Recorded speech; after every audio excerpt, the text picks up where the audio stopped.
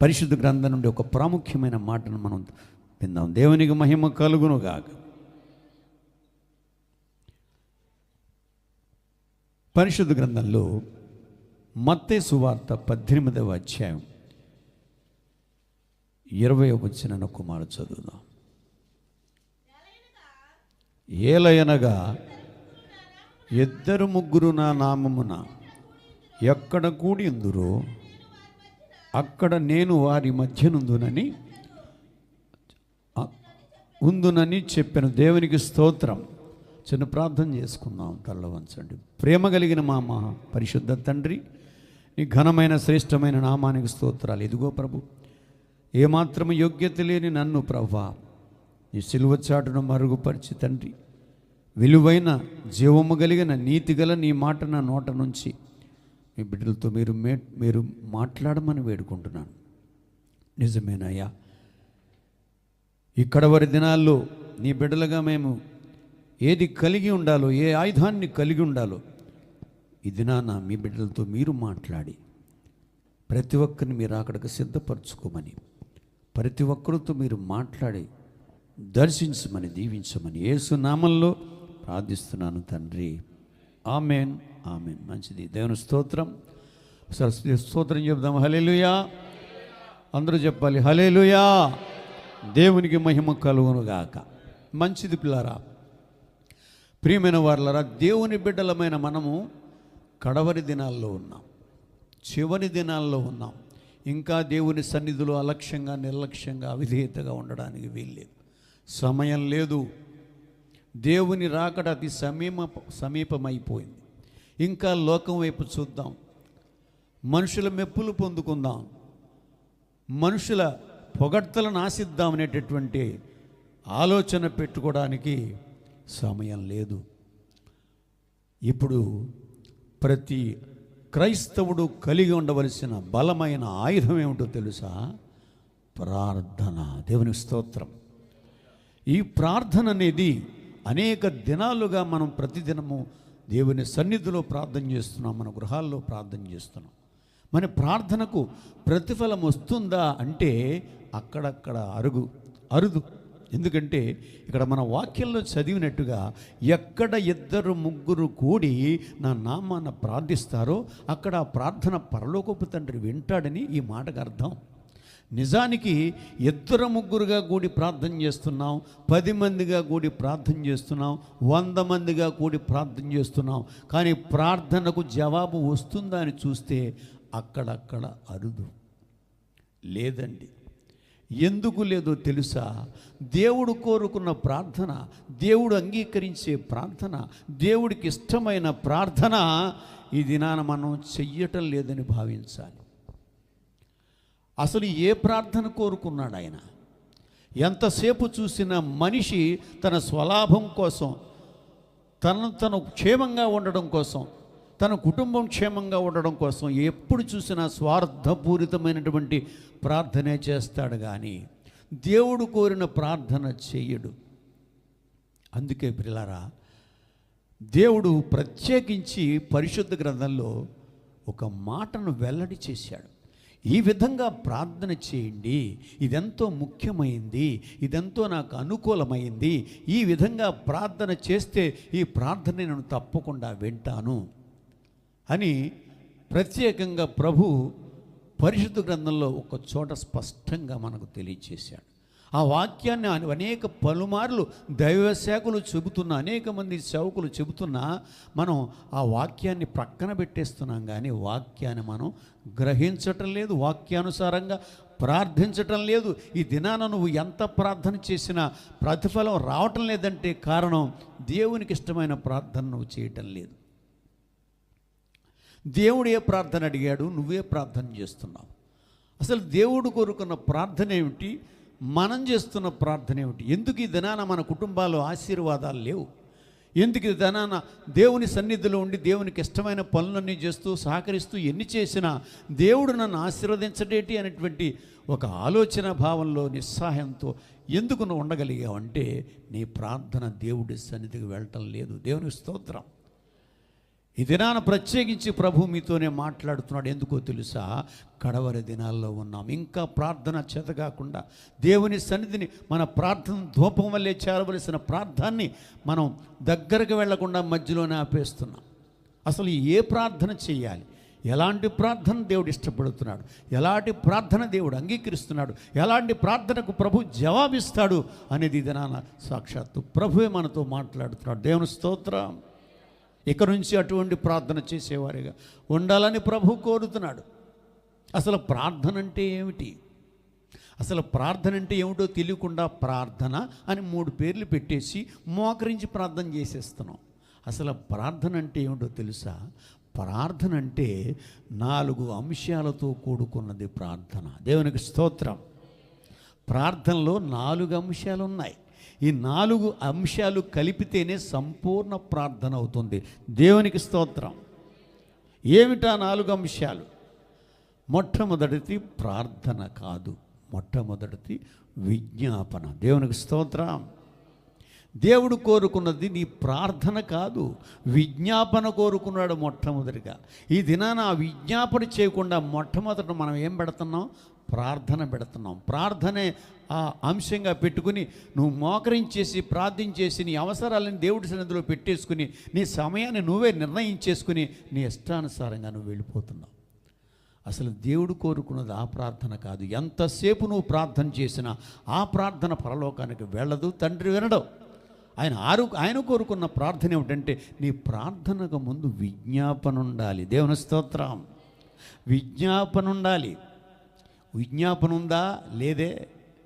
ఏది చేసినా అది ప్రార్థన అనే పేరు పెడుతున్నాం. అసలు విజ్ఞాపన ఉండాలి ముందుగా. ఆయన ఏమన్నాడు? ముందుగా విజ్ఞాపన, రెండవది ప్రార్థన, మూడవది యాచన, నాలుగవది కృతజ్ఞత. దేవుని స్తోత్రం. ఈ 4 అంశాలు కలిపితేనే సంపూర్ణ ప్రార్థన అవుతుంది. అంతేగాని ప్రార్థన అని పేరు పెట్టి నేను ప్రార్థించేశాను, ఉపవాసం ఉండి ప్రార్థించాను, కన్నీటితో ప్రార్థించాను, దేవుడికి ఎన్నో సమర్పించి యథార్థంగా నమ్మకంగా ఉంటున్నానని మనం ప్రార్థన చేస్తున్నావు. కానీ ఇన్ని చేసినా నా ప్రార్థనకు జవాబు రాదేంటి అని ఆలోచిస్తున్నావు. కానీ నీ ప్రార్థనలో దేవునికి ఇష్టమైన ప్రార్థన లేదు, నీ స్వలాభం, నీ స్వార్థపూరితమైన ప్రార్థనే ఉంది. ఎవరు చేసినా అదే ప్రార్థన చేస్తున్నారు. ఇక నుంచి ఆ ప్రార్థన కాదు, దేవుడు మనతోనే మాట్లాడుతున్నాడు. ఏ ప్రార్థన?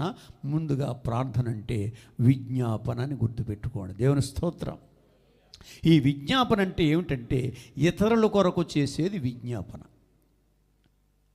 ఇతరుల కొరకు కన్నీరు కార్చేది విజ్ఞాపన, ఇతరుల కొరకు మొర్ర పెట్టేది విజ్ఞాపన, ఇతరుల కష్టాన్ని నీ కష్టంగా భావించేది విజ్ఞాపన. ఏమండి, ముందుగా ఆ విజ్ఞాపన ముందు పెట్టాడు, కానీ దేవుడు ప్రార్థన ముందు పెట్టలేదు. తర్వాత ఏం పెట్టాడు? ప్రార్థన. అంటే నీకు నువ్వు చేసుకునేది ప్రార్థన. ఆ విజ్ఞాపన చేస్తూ దేవుడి సన్నిధిలో ప్రార్థిస్తున్నావు, చూసావా? విజ్ఞాపన అంటే ఇతరుల కొరకు చేసేది, ప్రార్థన అంటే నీకు నువ్వు కోసం, నీ కోసం నువ్వు చేసుకునేది.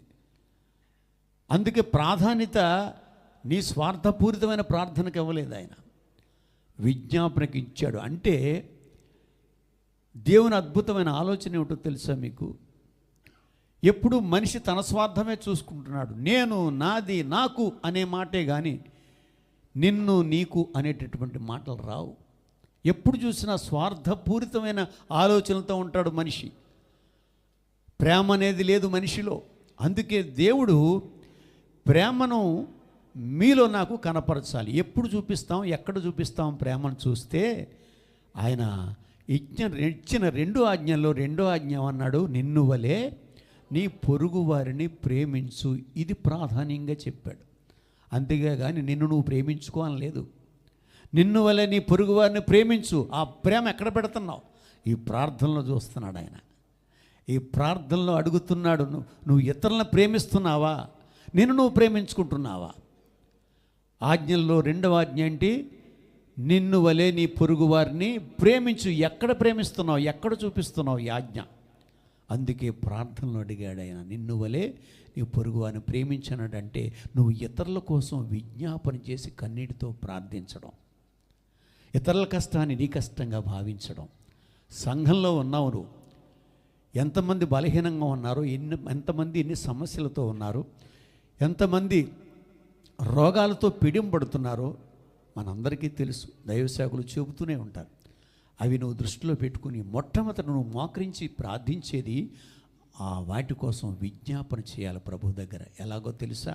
ఇదిగో తండ్రి, పలానా సహోదరి ఎంతో బలహీనంగా ఉందయ్యా, ఎంతో కష్టంలో ఉందయ్యా, ఆమెకు విడుదల ప్రసాదించు ప్రభు అని ఆమె కోసం కన్నీరు గార్చాలట. నీ కోసం నువ్వు కార్చుకునే కాదు కన్నీరు, ఆమె కోసం కార్చే కన్నీరు నీ చెంపల మీదకు వచ్చి ఆగిపోద్దేమో కానీ ఆయన తన కవిలో, తన బుడ్డిలో దాచుకుంటాడట. దేవుని స్తోత్రం. ఈ విజ్ఞాపన ప్రార్థన కోసం ఎదురు చూస్తున్నాడు దేవుడు. ఇది నా విజ్ఞాపన చేయకుండా ఎవరికి తోచిన విధంగా వాళ్ళు స్వార్థాన్ని దేవుడి ముందు పెట్టి, నేను బాగుండాలి, నా కుటుంబం బాగుండాలి, నన్ను ఆశీర్వదించు, నన్ను దీవించు, మాకు ఆరోగ్యాలు, మా గృహాలు ఇవే అన్నీ నీ కోసమే అడుగుతున్నావు కాబట్టి దేవుడు నవ్వుకుంటున్నాడు. నేను చెప్పిన ప్రార్థన ఏంటి, నువ్వు చేస్తున్న ప్రార్థన ఏమిటి? నేను కోరుకున్న ప్రేమ ఏది నీలో కనపడటం లేదు.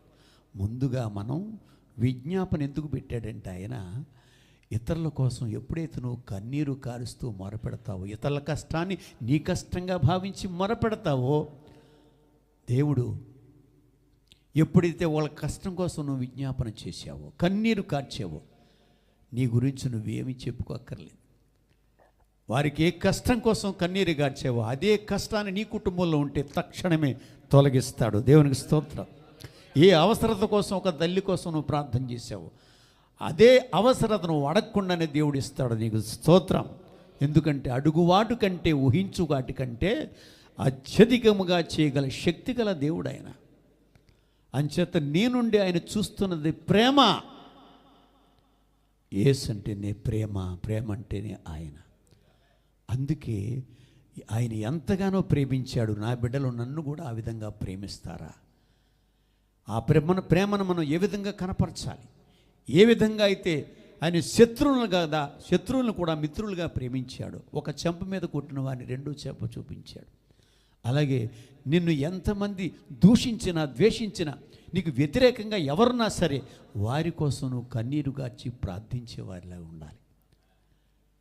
ఆ విధమైన మనస్సు కలిగి నువ్వు వారి కోసం ఎప్పుడూ కన్నీరు కారుస్తూ విజ్ఞాపన చేస్తే, ఏ తల్లి ఏ అవసరత ఉందో ఆ అవసరత నీ అవసరతగా భావించి నీ కోసం నువ్వు ఎలా కన్నీరు కారుస్తావో అదే కష్టాన్ని, ఆమె కష్టాన్ని నీ కష్టంగా తీసుకుని ఆమె కోసం విజ్ఞాపన చేసి కన్నీరు కారిస్తే దేవుడు పరవశించిపోతాడు. నా బిడ్డ నిజమైనటువంటి ప్రార్థన విజ్ఞాపన చేస్తుంది, నిజమైన మనస్సు కలిగి ఉంది. ఈ దినాన ఆడవారికి ఉత్తినే కన్నీళ్ళు వచ్చేస్తాయండి, టీవీ సీరియల్ చూసినా వచ్చేస్తాయి. ఈ కన్నీళ్ళు కాదు, దేవుడి సన్నిధిలో కార్చే కన్నీరు ఎలా ఉండాలట, మన చెంపల మీద ఆగిపోయిన తడి ఆయన కవిలో దాచుకుంటాడట. దేవుని స్తోత్రం. ఆ విధమైన కన్నీటితో విజ్ఞాపన ఎప్పుడైతే ప్రారంభిస్తావో, రెండవది ప్రార్థన. నువ్వు చేసిన ప్రతి ప్రార్థన ఆయన వింటాడని అర్థం. దేవునికి స్తోత్రం. మూడవది యాచన. ఈ విధంగా నువ్వు కన్నీరు కారుస్తున్నప్పుడు యాచిస్తున్నావంటే కన్నీరు కారుస్తున్నావని, మొర పెడుతున్నావని, నువ్వు పెట్టిన ప్రతి అంశానికి దేవుడు సమాధానం ఇచ్చే వరకు బ్రతిమలాడుకుంటున్నావని అర్థం. అదే బ్రతిమలాడుకోవడం అంటే, అబ్బా తండ్రి నువ్వు కాకపోతే ఎవరు చేస్తారయ్యా, కనికరించాయా, కార్యం చేయని అంగలార్పు ప్రార్థన చేయాలి. అలా ఎప్పుడైతే నువ్వు విజ్ఞాపన ప్రార్థన చేయడం మొదలెట్టావో దేవుడు నీ ప్రార్థన అంగీకరించాడని నీకు తెలిసిపోతుంది. అప్పుడు చివరిగా ఆయన చేసిన మేళ్లకు కృతజ్ఞతలు చెల్లించాలట. దేవుని స్తోత్రం. నా ప్రార్థన దేవుడు విన్నాడు, నాకు జవాబిచ్చాడని నువ్వు సంతోషంగా దేవునికి కృతజ్ఞతలు చెల్లించాలి. దేవునికి స్తోత్రం. ప్రియమైన వాళ్ళారా, ఇప్పుడు చూశారా ప్రార్థనలో ఎన్ని అంశాలు ఉన్నాయి? 4.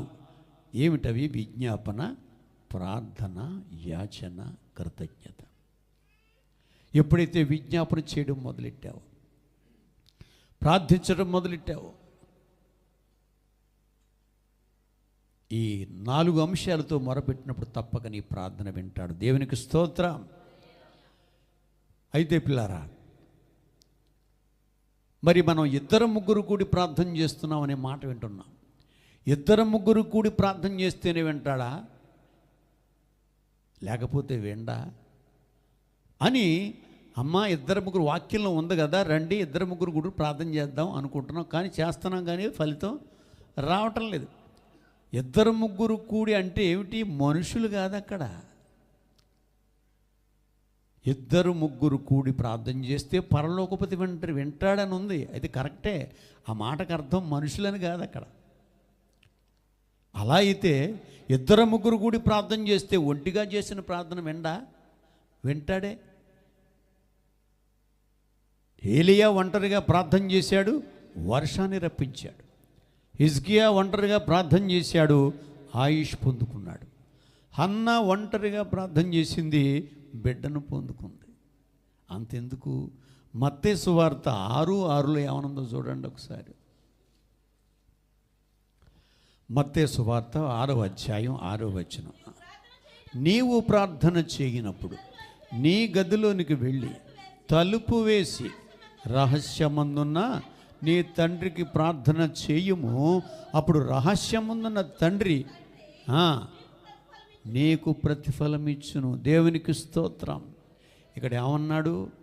ఒంటరిగా గదిలోకి వెళ్ళు, తలుపు వేసుకో, రహస్యమందున్న తండ్రికి ప్రార్థన చేయి, రహస్యమందున్న తండ్రి నీ ప్రార్థన వింటాడు. అంటే ఏంటి?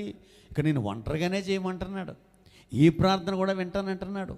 మరి అదేంటి? ఎక్కడ ఇద్దరు ముగ్గురు కూడి చేస్తేనే వింటాను అని అక్కడ ఉందేంటి? ఈ రెండు దగ్గర పెడితే మీకు కన్ఫ్యూజ్ వస్తుంది.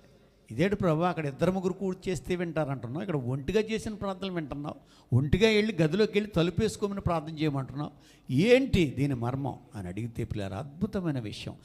దేవుని ప్రతి మాటలో ఒక అద్భుతమైన నిగూఢమైన రహస్యం దాగుంది.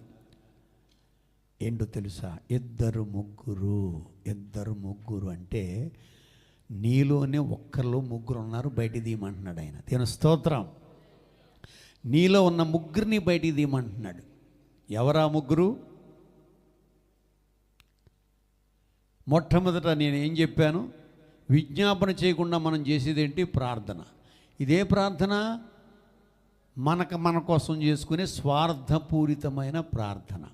ఈ ప్రార్థన నువ్వు ఎంతసేపు చేసినా దేవుడి సన్నిధి వెళ్ళదని చెప్పానుగా. ఎవరు చేస్తున్నారు ఈ ప్రార్థన? శరీరానికి సంబంధించిన వాడు చేస్తున్నాడు. అంటే బాహ్య పురుషుడు. ఎవరో? బాహ్య పురుషుడు, శరీరానికి సంబంధించిన వాడు చేస్తున్నాడు ప్రార్థన. అలా ప్రార్థన చేస్తున్నప్పుడు నీ ప్రక్కన ఏం అలిగడైనా తెలిసిపోద్ది. అంతేకాదు, నువ్వు ఎక్కడెక్కడ ఏం పెట్టావు అన్నీ జ్ఞాపకం చేసుకుంటూ ఉంటావు.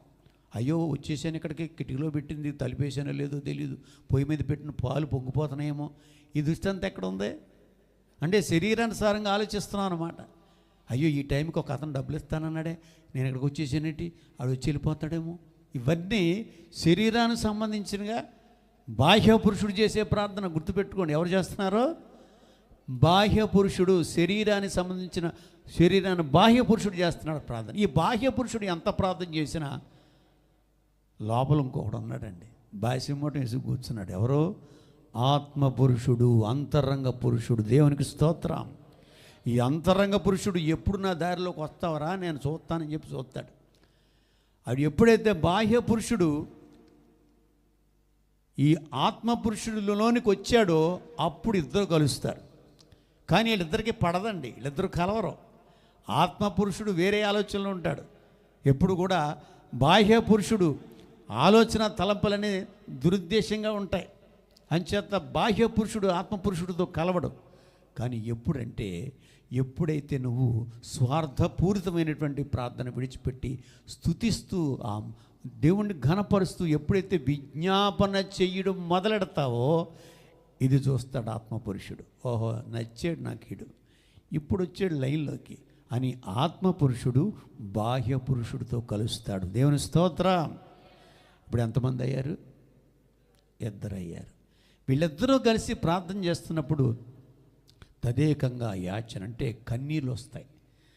ఎప్పుడైతే ఆత్మపురుషుడు బాహ్య పురుషుడు కలిసి ప్రార్థించారో, విజ్ఞాపన చేయడం మొదలెట్టారో, కన్నీరు కార్చారో, యాచిస్తున్నారో, ఈ ప్రార్థన ధూపం వలె దేవునికి ఈ ధూపం వలె ఈ ప్రార్థన వెళుతున్నప్పుడు మూడోవాడు పరిశుద్ధాత్ముడు మధ్యలోకి వస్తాడు. దేవుని స్తోత్రం, హల్లెలూయా. పరిశుద్ధాత్మ దేవుడు ఈ ప్రేరణ, ఈ ప్రార్థన కన్నీటి విజ్ఞాపన యాచనను ఇష్టపడి మూడోవాడుగా పరిశుద్ధాత్ముడు వస్తాడు. దేవుని స్తోత్రం. ఈ ముగ్గురు కలిసి చేసిన ప్రార్థనే పరలోకపు తండ్రి వింటాడు. దేవుని స్తోత్రం. హల్లెలూయా.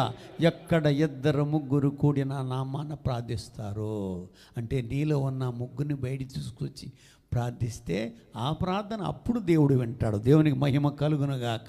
ఆ విధంగా ప్రార్థించడానికి మొట్టమొదట నువ్వు ప్రారంభించవలసింది ఏంటి? విజ్ఞాపన. దేవునికి స్తోత్రం. ఇక నుంచి ప్రార్థనలు కాదు. ప్రార్థన అంటే ఎప్పుడైతే ప్రార్థనను పేరెట్టావో అది నీకు నువ్వు స్వార్థం కోసం చేసే ప్రార్థన. ఎప్పుడు బాహ్య పురుషుడితో కాదు చేయడం ప్రార్థన, అంతరంగ పురుషుడు ఏకీభవించాలి. అంచేత మొట్టమొదటి ప్రారంభించినప్పుడే స్తుతిస్తూ విజ్ఞాపన చేయడం మొదలెట్టాలి. ప్రభా, నా దేశాన్ని కాపాడు, నా దేశ ప్రజలను దర్శించు, దేశ నాయకులు అధికారులను దర్శించు, వారందరికీ మారుమనసు రక్షణ దయచే, దేశాన్ని శాంతి సమాధానంతో నడిపించే జ్ఞానం వారికి అనుగ్రహించు. ప్రభా, మా సేవకులు అనేక మంది ప్రపంచవ్యాప్తంగా భారతదేశంలో అనేక మంది సేవకులు ఉన్నారు. వారికి ఇచ్చిన సంఘాలని, వారి కుటుంబాలని, వారి పరిచయాలను దీవించండి, ఆస్వాదించండి. నీ అభిషేకంతో నింపి వాడుకోండి ప్రభా. ప్రతి సేవకునిలో ఐక్యత, సమాధానం, ప్రేమతత్వాన్ని నింపండి. అలాగే ప్రభా, మరి ఎంతోమంది బిడ్డలు దురాత్మ చేత పీడింపడుతూ అనారోగ్యాలతో, బంధకాలతో, సమస్యల్లో, రుణాలుబులో, వ్యాధులు, వ్యసనాలతో బంధింపడున్నారు. విడుదల ప్రసాదించు తండ్రి అని ప్రార్థిస్తూ కన్నీరు కారుస్తూ ఉండాలి. దేవుని స్తోత్రం. ఈ విధంగా విజ్ఞాపన చేస్తున్నప్పుడు దేవుడు సరిగ్గా లైన్లో పడింది నా బిడ్డ. అప్పుడే నువ్వు చేస్తున్న ప్రార్థన ఎప్పుడైతే బాహ్య పురుషుడు ప్రారంభించాడో వెంటనే ఈ విధమైనటువంటి విజ్ఞాపన మొదలెట్టేటప్పటికీ అంతరంగ పురుషుడు బాహ్య పురుషుడితో కలుస్తాడు. ఇద్దరూ కలిసి కన్నీటితో విజ్ఞాపన చేస్తూ మరపెడుతూ ఉండగా పరిశుద్ధాత్మ దేవుడు మూడోవాడుగా వస్తాడు. దేవుని స్తోత్రం. ఈ ముగ్గురు చేసే ప్రార్థనే పరలోకపు తండ్రి వింటాడు. అందుకే పరిశుద్ధ గ్రంథంలో అద్భుతమైనటువంటి మాట దేవుడు చెప్పాడు. ఈ విధంగా ప్రార్థన చేయండి. ఇది చాలా ముఖ్యమైనది. ఇలా ప్రార్థన చేయాలని ఆయన బ్రతిమలాటం లేదండి, హెచ్చరిస్తున్నాడట. హెచ్చరిక అంటే ఎవరు చేస్తారు? ఎవరిని హెచ్చరిస్తాం? మాట వినకపోతే హెచ్చరిస్తాం. అలాగా హెచ్చరిక చేస్తున్నాడు. అమ్మ, నా బిడ్డలారా ప్రార్థన చేయండి అంటలేదు ప్రభు. మీరు బాగుండాలంటే ఈ విధంగా ప్రార్థన చేయండి, తప్పదు అని హెచ్చరిస్తున్నాడు. ఎక్కడ? తిమోతికి రాసిన మొదటి పత్రిక 2వ అధ్యాయం మొదటి మాటగా చూడండి. తిమోతి రాసిన మొదటి పత్రిక 2వ అధ్యాయం. మనము సంపూర్ణ భక్తియు మాన్యతయు కలిగి నాన్న స్పీడ్ వద్దు, జాగ్రత్తగా గమనించండి. చూడండి అక్కడ, మనము సంపూర్ణ భక్తియు మాన్యతయు కలిగి నెమ్మదిగాను సుఖముగాను బ్రతుకు నిమిత్తము. మళ్ళీ చదవండి. మనము సంపూర్ణ భక్తి కలిగి మాన్యతయు కలిగి నెమ్మదిగాను సుఖముగాను బ్రతుకు నిమిత్తము. అన్నిటికంటే ముఖ్యముగా ఎవరి కోసం చేయాలి? మనుషులందరి కొరకు, రాజుల కొరకు, అధికారుల కొరకు ఏం చేయాలి? విజ్ఞాపన, ప్రార్థన, యాచన, కృతజ్ఞత చెల్లించవలసిందని ఏమన్నాడు ఆయన? బ్రతిమాలుతున్నాడా? మామూలుగా చెప్తున్నాడా? హెచ్చరిస్తున్నాడు. మీ పిచ్చి ప్రార్థనలు, మీకు స్వార్థపూరితమైన ప్రార్థనలు కాదు. దేశం కొరకు, ప్రజలందరి కొరకు విజ్ఞాపన చేయండి అని హెచ్చరిస్తున్నాడు. ఎందుకో తెలుసా? మీరు బాగుండాలని. మనం ఎందుకు ప్రార్థన చేస్తున్నాం? సంపూర్ణ భక్తి. మనం చేసే భక్తి సంపూర్ణంగా ఉండాలి. నా భక్తి దేవునికి ఇష్టమైన భక్తిగా ఉండాలని కోరుకుంటున్నావు కానీ చేయలేకపోతున్నావు. ఆ సంపూర్ణ భక్తి కొరకు ప్రార్థన చేస్తున్నావు కాబట్టి ఆ సంపూర్ణ భక్తి చేయాలనుకుంటున్నావా? అడుగుతున్నాడు దేవుడు. సంపూర్ణ భక్తియు మాన్యతయో కలిగి అంటే నలుగురిలో నేను గౌరవంగా ఉండాలని అనుకుంటున్నావు. మాన్యత అంటే గౌరవం. ఈ గౌరవం కలిగి ఉండాలనుకుంటున్నావా? తర్వాత నెమ్మదిగా, నెమ్మదిగా ఉండాలని అయితే కోరుకుంటాం. చిరాకులతో ఉండాలని కోరుకుంటామా? నెమ్మదిగాను సుఖముగాను. దేవునికి స్తోత్రం. సుఖాన్ని కోరుకుంటామా? కష్టాన్ని కోరుకుంటామా? సుఖాన్ని ప్రతి వ్యక్తి కోరుకునేది. ఆ సుఖంగా ఉండాలని కోరుకుంటున్నావు కదా. ఈ విధమైనటువంటి కోరికలు ఉన్నాయి కదా నీకు. ఇలా నువ్వు బ్రతకాలి, హాయిగా ఉండాలంటే నువ్వు ప్రార్థన కాదు చేయవలసింది. ఏమన్నాడు? అన్నిటికంటే ముఖ్యము. ఇది అండర్లైన్ చేసుకోండి. అన్నిటికంటే ముఖ్యముగా ఏ ప్రార్థన చేయాలో చెప్తున్నాను వినండి. అన్నిటికంటే ముఖ్యముగా మనుషులందరి కొరకును ఏం చేయమన్నాడు? విజ్ఞాపన మనుషులందరి కొరకు, రాజుల రాజుల కొరకు, అధికారుల కొరకు విజ్ఞాపన, విజ్ఞాపనములను, ప్రార్థన, యాచన, కృతజ్ఞత చెల్లించండి. దేవుని స్తోత్రం. అర్థమైందా? ఇప్పటి వరకు మనం ఏ ప్రార్థనలు చేసాం? స్వార్థం. లేదండి, నేను మొట్టమొదటి నుంచి కూడా స్వార్థపూరితం లేదు, నేను అందరి కోసం విజ్ఞాపన చేశాను, కన్నీరే గార్చాను అన్నవాళ్ళు నిజంగా గుడ్ల మీద చేతులేసి చెప్పండి.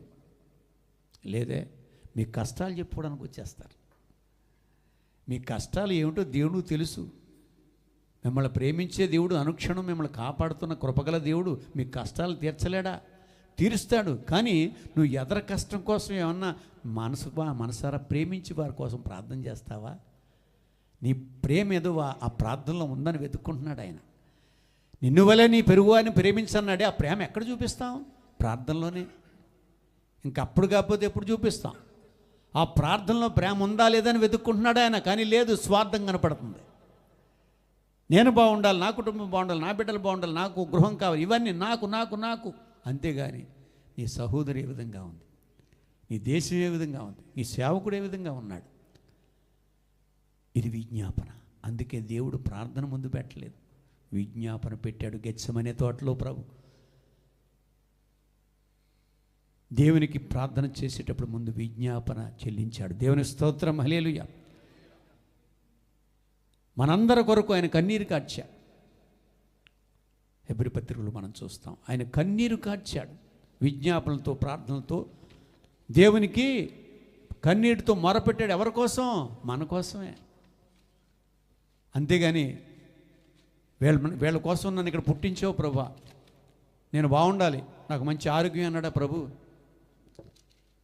నీ బిడ్డలు కాపాడాలి, నీ బిడ్డలకు క్షేమం ఇవ్వాలి, నీ బిడ్డలు చేసిన పాపాలన్నింటినీ క్షమించు ప్రభు అని మొర్రపెట్టాడు. కన్నీటితో మొర్రపెట్టాడు. తన రక్తాన్ని, తన కంటిని రక్తధారలుగా కన్నీరు కార్చాడట. అటువంటి కన్నీరు ప్రార్థన ఈ దినాన నువ్వు కలిగి ఉన్నావా? కన్నీరు కారుస్తున్నావా? ఈ దినాన నీ కుటుంబంలో కానీ, నీ జీవితంలో కానీ, నీ గృహంలో కానీ ఇటువంటి సంపూర్ణ ఆనందాన్ని, సంతోషాన్ని అనుభవించాలంటే ఎక్కడి నుంచి నువ్వు చేయవలసిన ప్రార్థన ఏంటో తెలుసా? విజ్ఞాపన, ప్రార్థన. అన్నిటికంటే ముఖ్యమైనది. ఈ వచనాన్ని అండర్లైన్ చేసుకుని అనుదినం దీన్ని ధ్యానిస్తూ ప్రార్థిస్తూ ఉన్నప్పుడు అద్భుతాలు, ఆశ్చర్య కార్యాలు మీ గృహాల్లో జరుగుతాయి. దేవుని స్తోత్రం. చివరి మాటగా ఓ మాట ధ్యానించి మనం దైవ సేవకుల సమయం ఇద్దాం. దేవునికి మహిమ కలుగును గాక. అపోస్తలుడైనటువంటి పౌలు కొరింథీయులకు రాసినటువంటి రెండవ పత్రిక 4వ అధ్యాయం 16వ వచనంలో ఈ మాట ఉంది. కావున మేము అధైర్యపడము, మా బాహ్య పురుషుడు కృషించుచున్నను, ఆంతర్య పురుషుడు దినదినము నూతన పరచబడుచున్నాడు. దేవునికి స్తోత్రం. అపోస్తలుడైన పౌలు ఏమంటున్నాడు తెలుసా? ఆయన ప్రార్థించకుండా ఎన్నో ఆటంకాలు వచ్చాయి, శరీర బలహీనతలు వచ్చాయి. ఏమండి, ప్రార్థించాలంటే ఏది ఉపక్రమించాలి ముందు? శరీరం ఉపకరించి సహకరిస్తే కానీ మనం ప్రార్థన చేయలేం. అంచేత బలహీనతలు వచ్చి ప్రార్థించకుండా ఆటంకాలు జరిగితే మనకి చేసేవలే ప్రార్థన లేవు అంటాడు. ఎవరు? సాతానుగాడు. ఎప్పుడైతే స్తుతించడం మొదలెట్టి మోకరించి స్తుతించడం మొదలెట్టావో, అమ్మో ఈడు మన వల్ల కాదు, ఈడు దూరికెళ్ళలేడని చెప్పేసి పోతాడు. నువ్వు స్తుతించాలి మొట్టమొదటిగా. దేవుని స్తుతిస్తూ నేను జ్ఞానిస్తూ నిరంతరమైన ఎప్పుడు స్తుతిస్తూ ఉండడం చేస్తూ ఉంటే అలవాటైపోతుంది. మోకరించిన వెంటనే ప్రభువా నీకు స్తోత్రాలు నాయన, నువ్వు సర్వశక్తిమంతుడు నాయన, మహాగణుడు తండ్రి, మహోన్నతుడు నాయన, మా కోసం ప్రాణం పెట్టిన దేవుడు ప్రభువా అని నువ్వు స్తుతిస్తూ ఉన్నప్పుడే కన్నీళ్ళు వచ్చేస్తాయి నీకు. అంతేగాని మోకరించి ప్రభువా తండ్రి ఇదిగో నాయన నేను దీనిరాలు ప్రభువా, ఎన్నో కష్టాలు, ఎన్నో సమస్య, ఇది మొదలెట్టావనుకో అసలు ఏదీ జరగదు. అడగక ముందే నీ అవసరతలు ఎరిగిన దేవుడు ఆయన. నీ గురించి నువ్వేం ఎప్పుడు అడక్కో. ఇతరుల కష్టాన్ని నీ కష్టంగా భావించి ప్రార్థించు. నీ కుటుంబంలో ఏ అవసరం ఉందో తీర్చేస్తాడు ఆయన. దేవుని స్తోత్రం. గృహం కావాలా? పక్క సహోదరి గృహం లేదని బాధపడుతుందా? ఆవిడ కోసం, గృహం కోసం ప్రార్థించి. బిడ్డలు కావాలా? పలానా తల్లికి బిడ్డ లేదని ప్రార్థన సహాయం కోరింది, ఆ తల్లి కోసం ప్రార్థించి నీకు బిడ్డలను ఇస్తాడు. సమస్యలతో ఉన్నా, రోగంతో బాధపడుతున్నావా, పలానా సహోదరి రోగంతో ఉంది ప్రభా అని కన్నీరు గార్చు, నీ రోగాన్ని తీసేస్తాడు. ఎందుకంటే వాగ్దానం చేశాడుగా, ఏ తెగులు నీ గుడారము సమీపించదు. యెహోవా రాఫా, స్వస్థపరు దేవుడు నేనే అన్నాడు ఆయన. వాగ్దానం చేసిన వాడు నమ్మదగిన వాడు, అంచేత తప్పక ఆ వాగ్దానాలు నెరవేరుస్తాడు ఆయన. ఆకాశము భూమి గతించును కానీ నా మాట ఏమాత్రం గతించదన్న దేవుడు ఇన్ని వాగ్దానాలు నీకు ఇచ్చి ఉండగా నువ్వు చేయవలసిన పని నువ్వు చేస్తున్నావా? విజ్ఞాపన చేస్తున్నావా? ఇక నుంచి ప్రభు ఈ కడవరి దినాల్లో మీకు ఇచ్చిన ఒక బలమైనటువంటి మాట, విజ్ఞాపన ప్రార్థన. ఇతరుల కొరకు నేను కన్నీరు కార్చేదానిగా ఉంటాను. ఇక నా కోసం నేను ఎప్పుడూ స్వార్థపూరితమైనటువంటి ప్రార్థన చేయను. వాక్యంలో ఉన్న ప్రకారం ఆ వాక్యానుసారంగా విజ్ఞాపన చేస్తూ నా దేవునికి ఇష్టమైనటువంటి ప్రార్థన చేసే, ఆ ముఖ్యమైన ప్రార్థన చేసే విధంగా ప్రభు నన్ను బలపరచని ప్రతి ఒక్కరూ తల వంచి ప్రార్థించండి. ఈ సమయంలో తప్పక దేవుడు మీకు అట్టి కృపను అనుగ్రహిస్తాడు. దేవుని మహిమ కలుగును గాక. కడవరి దినాల్లో ఉన్నాం ప్రియులారా. ఇంకా మనం అలక్ష్యంగా నిర్లక్ష్యంగా అవిధేయతగా ఉండడానికి వీల్లేదు. ప్రార్థనే మన ఊపిరి, ప్రార్థనే మన పరిస్థితులు మార్చేది, ప్రార్థనే మన పరలోకం చేర్చేది. అట్టి ప్రార్థన బలమైన, యుక్తమైన, శ్రేష్టమైన, అనుకూలమైన ప్రార్థన చెయ్యాలన్నదే దేవుని ఉద్దేశం. అది ఏ ప్రార్థన? ఇతరుల కొరకు విజ్ఞాపన ప్రార్థన. దేవుని స్తోత్రం. అటువంటి ప్రార్థన చేయాలని ప్రభు కూడా మరి పౌలు కూడా ఎన్ని బలహీనతలు, ఎన్ని శ్రమలు వచ్చినప్పుడు కూడా ఆయన అన్న మాట ఏంటో తెలుసా? బాహ్య పురుషుడు చూసారా, శరీరానికి సంబంధించిన వాడు కృషించుచున్నాను, బలహీనపడుతున్నప్పటికీ ఆత్మ పురుషుడు దినదినము నూతనపరచబడుతున్నాడు అట. దేవుని స్తోత్రం. ఎప్పుడైతే నువ్వు ఆ బలహీనత నుంచి విడిపించగలిగి, జయించగలిగి దేవుడి సన్నిధిలో విజ్ఞాపన చేస్తూ, స్తుతిస్తూ ఆయన అది ఇతరుల కొరకు విజ్ఞాపన కన్నీటి ప్రార్థన మొదలెట్టావో, ఆత్మ పురుషుడు దినదినము నూతనపరచబడుతుంటాడు. దేవుని స్తోత్రం. నువ్వు ఆత్మలో వర్ధిల్లాలి, ఆత్మలో నువ్వు దేవునికి దగ్గర అవ్వాలి. అందుకని ఆత్మ బలహీనపడకుండా దినదినము వర్ధిల్లాలంటే నీ శరీర బలహీనత ఇల్లునొచ్చేప్పుడు కూడా మోకరించి నువ్వు విజ్ఞాపన చేయడం ప్రారంభించాలి. దేవుని స్తోత్రం. ఆ విధమైనటువంటి విజ్ఞాపన ప్రార్థన ఎప్పుడైతే నువ్వు ప్రారంభిస్తావో, నీ జీవితంలో అనేకుల కొరకు కన్నీటితో మొరపెట్టినప్పుడు, అనేకుల కొరకు నువ్వు విజ్ఞాపన చేస్తున్నప్పుడు అద్భుత కార్యాలు ప్రభు నీ జీవితంలో, నీ కుటుంబంలో జరిగించునుగాక. దేవునికి స్తోత్రం. అందుకే కన్నీటిని ప్రార్థన దేవుడు ఇష్టపడతాడు. నేను పలుమార్లు చెప్తూ ఉంటాను, ఈ కన్నీటి ప్రార్థన వల్ల ఎన్నో అద్భుతాలు మా కుటుంబంలో మేము చూసాం. నా తల్లి కన్నీటి ప్రార్థన ద్వారే ఈ దిన నా గొప్ప దేవుడు నాకు దేవుడు అయ్యాడు. కన్నీటి ప్రార్థన చాలా దేవుడికి ఇష్టమైన నైవేద్యం. కన్నీటి ప్రార్థన దేవుడు ఇష్టపడతాడు, ఆస్వాదిస్తాడు. దేవుడి కాచిన కన్నీటిని ఏమాత్రం తుడిచిపెట్టే దేవుడు కాదు ప్రియులారా. అందుకే నీవు నాకు మర్రపెట్టు, నేను నీకు ఉత్తరం ఇస్తాను. హిజ్కియాతో అంటున్నాడు, నీ ప్రార్థన నేను అంగీకరించాను, నిన్ను నేను బాగు చేస్తాను. ప్రియులారా, ఇది మనం కలిగి ఉండవలసిన బలమైన ఆయుధం ఏమిటి? ప్రార్థన. ఆ ప్రార్థన దేవునికి ఇష్టమైన ప్రార్థన. తిమోతికి రాసిన మొదటి పత్రిక 2వ అధ్యాయం ఈ మాట, ప్రార్థన చాలా ప్రాముఖ్యమైందని దేవుడు తెలియజేశాడు. ముఖ్యమైన ప్రార్థనను తెలియజేశాడు. ఇక్కడి నుంచి మీరు చేసే ప్రార్థనలు కాదు, ఈ ప్రార్థన ఈ విధంగా ప్రారంభించినప్పుడు, మీ సంఘంలో ఉన్న ప్రతి ఒక్కరి కొరకు కన్నీటితో విజ్ఞాపన చేసినప్పుడు మీ కుటుంబాలు సంతోషంగా, ఆనందంగా, సంపూర్ణ భక్తి కలిగి, మాన్యత కలిగి, నీతిగా, యథార్థంగా, సంతోషంగా జీవించే కృప ఆయన రాకడకు మిమ్మల్ని సిద్ధపరుస్తూ ఆ నిత్యత్వంలో మీ దేవునితో ఆనందించే భాగ్యం ప్రభు మీకు అనుగ్రహించునుగాక. చప్పట్లు కొడుతూ దేవునామాన్ని మహిమపరుచుకుందాం.